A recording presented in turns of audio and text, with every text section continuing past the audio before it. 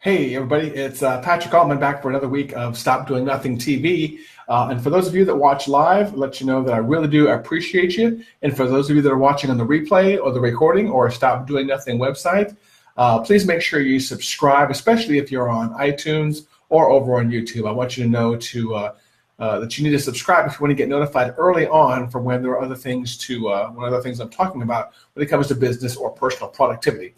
For your first-time watchers, this is Stop Doing Nothing TV, where every week I cover an issue on business productivity or on personal productivity. More often than not, it's business related because that's where most of my expertise is. But as a result of being an entrepreneur for 20 years, there's been some personal productivity things that have come into mind also. So I'll drop some knowledge on those every now and then.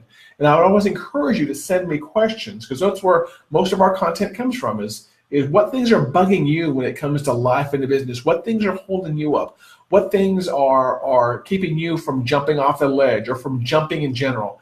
There's a really good video from Steve Harvey.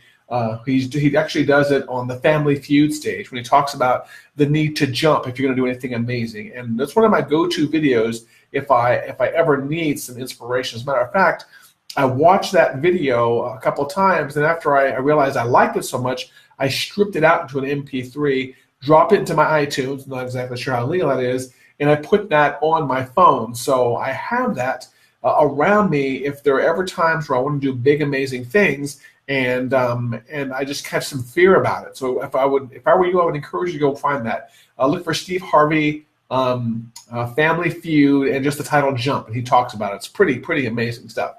A couple of weeks ago, we did a show on talking about me giving advice to people who were talking about starting a side hustle. You know, what do I do when I start my side hustle? What are some of the things I need to focus on? And that's been one of our more popular shows recently. So today what I thought I would do is go into a little bit more depth of some mindsets or ways that you should orient your mind when you are first starting off as a business to make sure that you get the most out of your time and the most out of your time and your energy. One of the things that I wish I had realized when I was younger, when I was starting my business, are the things I really need to focus on and the things that really don't matter that much. And there's a big difference between them. I was listening to another podcast recently by Russell Ruffino and the Clients on Demand team, another great podcast I would suggest you listen to, that talks about the things you need to focus on to really grow your business and the things you need to not really, worry so much about. And that's, again, a great podcast episode. I can't remember which number that was. I would definitely go listen to that particular episode. It's the Clients on Demand podcast. But as I was preparing for the show this week, I wrote down 5 things that I want you to start focusing on if you're someone who's either considering starting up a business or someone who is already starting up a business and have kind of figured out that you're overwhelmed with everything that needs to be done in the business. I can just tell you after running a business for a couple of decades that no matter how many people I've had working for me, no matter how hard I've worked, no matter how many few hours I've worked, or no matter how many hours I've worked, there's always a certain amount of stress that you as the success-oriented person will put up on yourself, a certain amount of goals that you will put upon yourself, a certain amount of things that you will think you will need to do. And one of the big challenges is thinking you need to do everything when, in fact, everything is not the thing that's going to make you grow your business more. There are only a small number of things you need to really worry about if you want your business to grow faster. And I've noticed whenever I neglected these things, these are the things that kind of held me back and kind of put me in a bind when it comes to business. So I would encourage you to get a piece of paper right now. I'll wait. I would encourage you to get a piece of paper right now and maybe a writing device of some sort, maybe a pen, pencil, blood if you're into that kind of thing. If you've got a tablet where you can chisel in your notes, by all means go for that with the hammer and the chisel.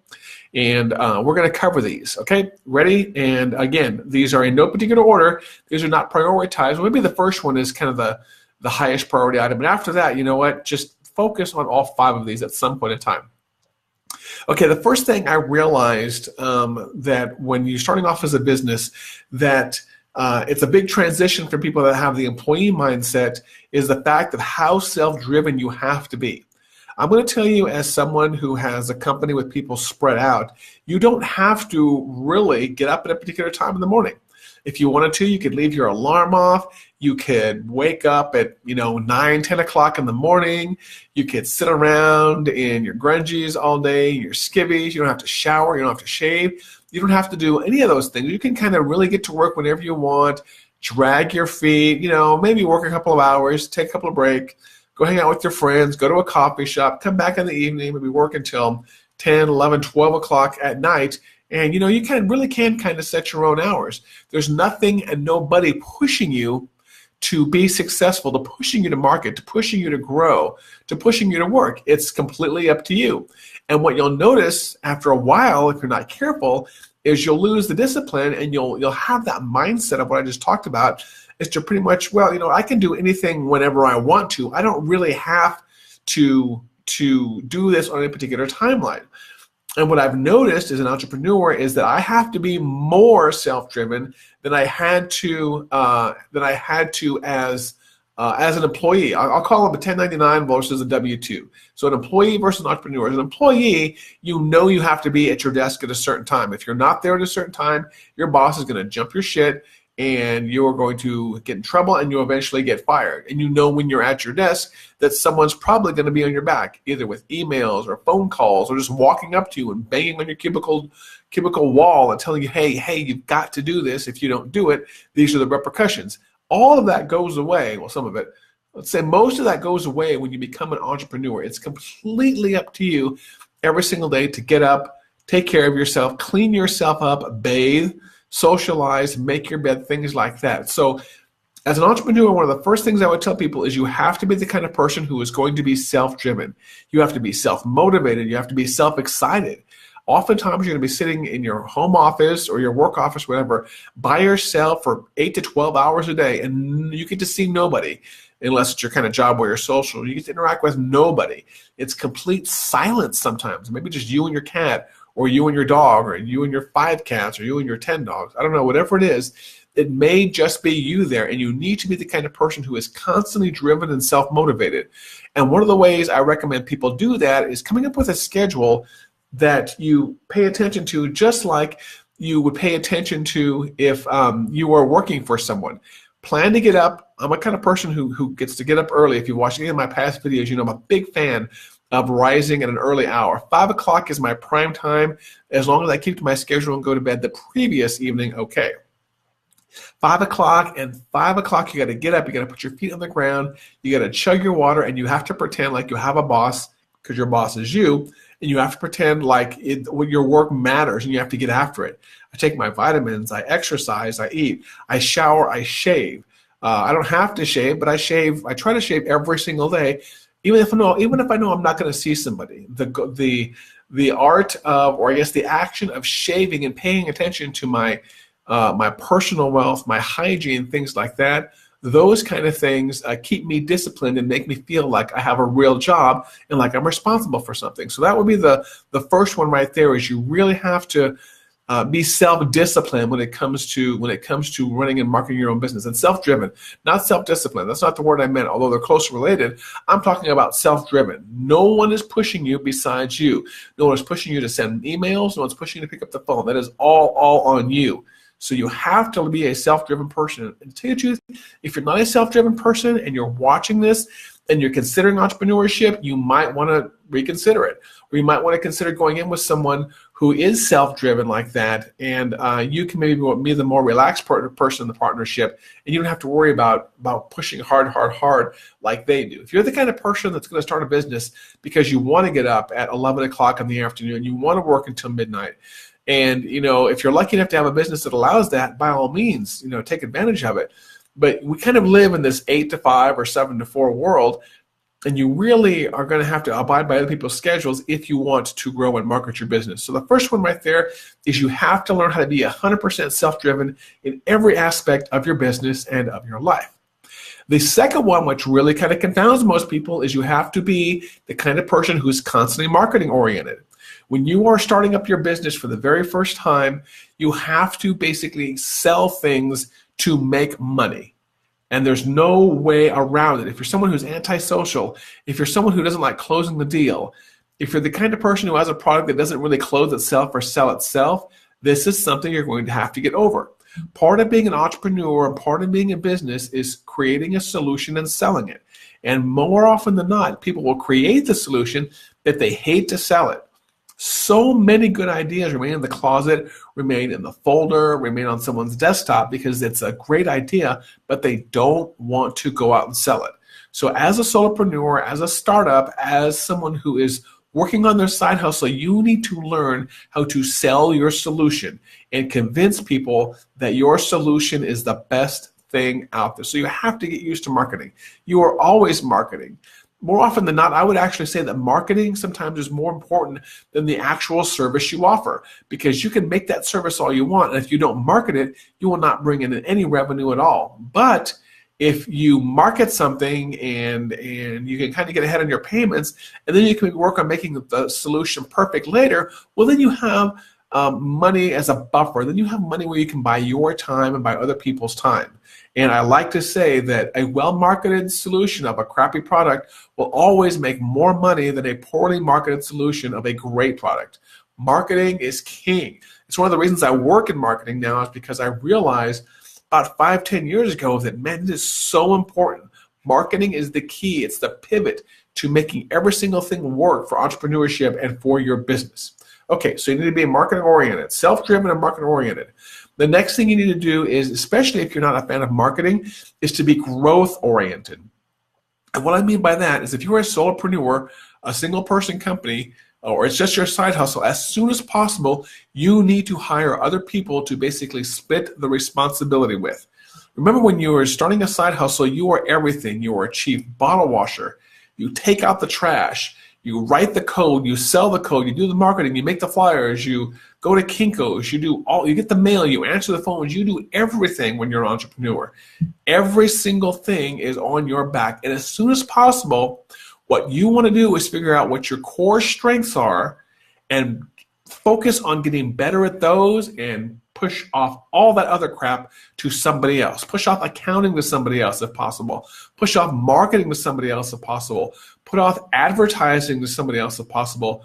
Put off taking out the trash, vacuuming, things like that, to as many people as possible. And this often gets an odd stigma, because oftentimes people believe that entrepreneurs should be, working their ass off, and they should be doing everything. I mean, hey, you're starting up a business. Why shouldn't you do everything? I'm going to tell you the reason you shouldn't do everything is because you suck at most things. There's a great book I reference all the time, 80-20 in Sales and Marketing by Perry Marshall. And what you should be really focusing on is that 20% of things you are really good at, and basically subcontracting out or teaching somebody else how to do the other 80%. Let them get good at their thing, and you get good at your thing. You do not have to be good at everything to run a business. You have to be good at a small number of things. It's usually just that core product of whatever you're selling. So as soon as possible, get rid of the accounting. That's something that took me way too long to get rid of, is the accounting part of the business. And that's really important. If you're not a marketing person, like we were talking about in the previous point, get rid of marketing as soon as possible. Find somebody who is good at marketing, teach them the value of the product, and make them go sell it, and then you just have to deliver on it. And everything else when it comes to your business. And to tell you the truth, this actually carries over into your personal life also. If you're the kind of person who's really into your business and you want to grow it, and you want some more time, you don't mind working long hours, learn how to start outsourcing some parts of your personal life. If you're the kind of person who gets certain things, you have to go to the store to get certain things, you can get them from Amazon or Amazon Prime, start doing that. If you're the kind of person that mows your own lawn and you don't like it, get rid of that as soon as possible. Find someone, hire someone to hire your lawn. These days, we are having our groceries delivered. I think that's an amazing time saver. I get no joy at all out of buying groceries. I don't like pushing the cart, going up and down the aisle, finding the right lemon, finding, I need brown sugar. Okay, at this particular grocery store, which aisle is brown sugar in? I don't enjoy that stuff at all. I hate that crap. I hate that stuff. The same thing, I don't enjoy cooking either. I like eating out a lot. So as much as possible, outsource, grow as much as possible, focus on the things you're good at, and outsource everything else. And the third one that kind of goes in line with the being marketing-oriented and growth-oriented is for you to be solution-oriented. If you have a solution-based business, or just about any business, you are going to notice that you get really excited about the thing that you do, but the people that you're selling to are really excited about what it actually brings them. This is called the drill and the hole effect. Nobody wants to buy a drill. Everybody wants to buy a hole. Think about that. Think about it. If you could actually have some magical tool that wasn't a drill, but still did the function of a drill, that still drilled holes of various sizes, would you go out and buy a drill? Some people may. Some people may love to play with a drill. But most people, and I'm one of them, do not want to own a drill. I don't buy a drill because it's fun. I don't buy hammers and nails and saws and those things because they're fun. I buy them because they give me a particular solution. Whenever you get kind of overly excited about whatever your particular solution is, whether it be a real world solution or a technical solution or a gaming solution or a marketing solution, remember, people like the end result. They don't necessarily want to know the process, and they don't necessarily want to buy the process. So when you're working on point number 2, being more marketing oriented, you want to remember point number 4 is that you have to be solution oriented. Sell people on the solution. Sell people on the sizzle, not the steak. Is that how it goes? Or the steak, not the sizzle? I get those backwards all the time. But you want to sell people on the end result and how it will make them feel, how it will either bring them joy or remove pain out of their lives. When you can get really good at that, when you can get really good at tightening that screw and saying, hey, I know what I'm selling is going to be premium price and you're going to pay a lot for it and it's going to hurt a little bit, but you know what? It's going to be a good solution for you. It's going to make your life better. It's going to make your business better. When you can get good at that, then you can sell a lot more. And this kind of actually segues into our 5th and final point today is that, you have to be willing to not be the cheapest solution on the market with whatever you sell. More often than not, and this is amazing to me, I'm going to take a breath here. It's amazing to me how many people go into business saying that they are going to have the best product at the cheapest price. You know what that is? That's a good recipe for failure. That's what that is right there. And by the way, if you're listening, just take a quick pause there. If you're listening to this at any point in time and you've got a question about this stuff or you want to make any comments, please drop us a text here in the U.S., 405-251-2022. You can call us at the main line here or leave us a text at any point in time and I'll make sure I get that whatever question you have answered on a future call. Again, 405-251-2022. But again, do not be the cheapest solution out there. This is one of those many mistakes, and I'm speaking out because I have personal experience with it. I've been the cheapest solution out there.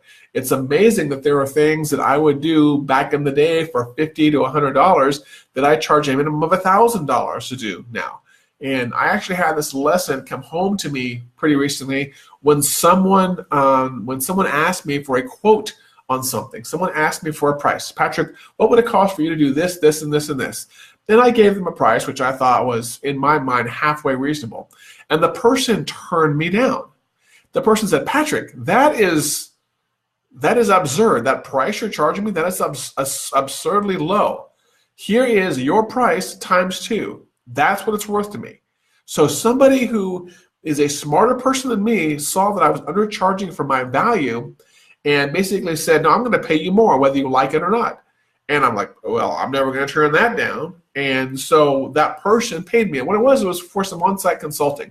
I have to travel to a different state here and do some on-site consulting for this person. And they are the ones that doubled my price on me. I guess I was lowballing myself compared to the value that I'm going to bring. And it's only going to be for one day of consulting, but I'm going to go out to somebody else's business for one day of marketing consulting, lead generation consulting, work with them, and they're going to pay me for that and for the travel out there. And I was going to undercharge for that. Here's another lesson I've learned a while back when it comes to pricing. And this is how you can kind of use prices to eventually figure out what the market rate is. And by the way, you should be the one establishing the market rate, not somebody else. When you start quoting a price to someone and they accept it right away, you probably were not charging enough for your services.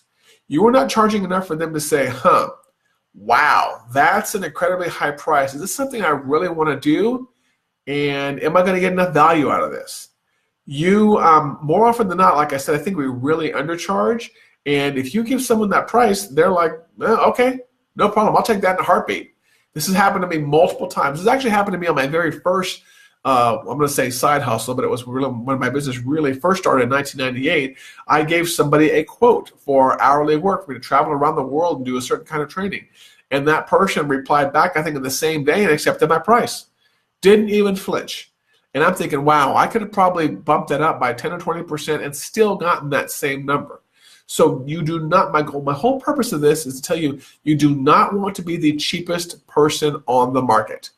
Do not find the cheapest person on the market and maybe go 2 or 3 times their price. And when someone comes to you and says, hey, I see that you're charging X, but I've gotten a quote from your competitor and they're charging half of X or a third of X. You can tell them, and you better be able to back this up, you can tell them, hey, okay, you're perfectly willing to go with them, but they don't have your experience, they don't have your knowledge, and they are not getting as full a solution as they will with you. Remind people that it's worth paying for value. And if someone really pushes back on price, I'm going to tell you that's not the kind of client you want. If someone keeps coming back to you and says, well, goodness gracious, you're way overcharging me, you're ripping me off, can't believe you're doing this, your stuff is nowhere near this, you just say, you know what, thank you, I don't think that, that we're going to be a good fit. I wish you the best of luck, and feel free to go with my competitor. I have no problem turning people down right now based on price. Whenever I lose a contract or I lose a bid on something, I'll go back and I'll ask someone the reason. And if it's price, it could be scope, it could be the way I'm doing it, it could be a variety of things. But if I lose based on price, if somebody was price shopping and I lost that particular engagement, I am perfectly happy with that. I have no problem losing on price. It's not an ego thing. It's just I have a certain way I want to charge my time and my value, and if I can't get that, it's not worth the engagement to me. And one of the other things you'll notice about premium pricing, I learned a lot of this from Jay Abraham, is once you start working inside premium prices, you yourself will be able to get better service and you will give better service. So think about this up the chain. When you're charging someone a very good price for something, you are going to be able to dedicate more time and more resources to what they to basically making them better, either relieving their pain or bringing them pleasure. And in turn, up the chain, you should be willing to pay more for someone's product or services also, because basically it's going to give you the same thing. You're going to get a better service out of someone that charges more. Now, this is not 100% true, but it's true most of the time. When you can charge more, you can provide a better service. You can provide a staff. You can do that thing I was talking about before on number 3, being more growth-oriented, is when you charge someone a premium for your services, you can afford to hire someone to take out the trash, to do your accounting, to send them a thank you card, to send them a thank you gift, to do all the other stuff while you focus on just providing the solution. So again, all 5 of these here, you've got to be 100% self-driven from the moment you wake up until the moment you go to bed. You have to be marketing oriented. Always be marketing. ABM. Everybody else said always be closing. I say always be marketing. It's the key to having any revenue at all to grow your business. You have to be growth oriented. As soon as possible, you have to hire other people to do the things that you're not good at doing. You have to be solution oriented. Start selling your product or service in terms of the solution it provides, not the actual solution itself. So you remember, everybody wants to buy a hole, nobody wants to buy a drill. If you're a software company, everybody wants to buy the end result. No one cares what language you do it in and how long it takes you to do it and what IDE it took you to do it in. If you're doing landscaping work, no one cares the type of lawnmower that you use, or the saw, or the furnace, or the herbicide, whatever that stuff is that kills weed killer. No one cares about that stuff. They want a good looking lawn. They do not care what chemicals you use.